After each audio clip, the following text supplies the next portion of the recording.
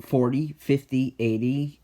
If you tamper with my fire alarm in my house, you are going to be locked up in jail by the police immediately because I cannot tolerate people tampering with my alarm.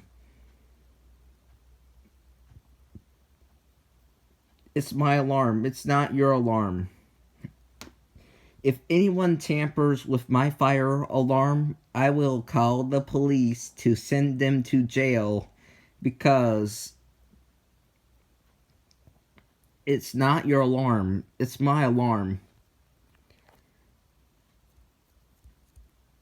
Anyone that comes to my house and tampers with my fire alarm is going to get in dead meat.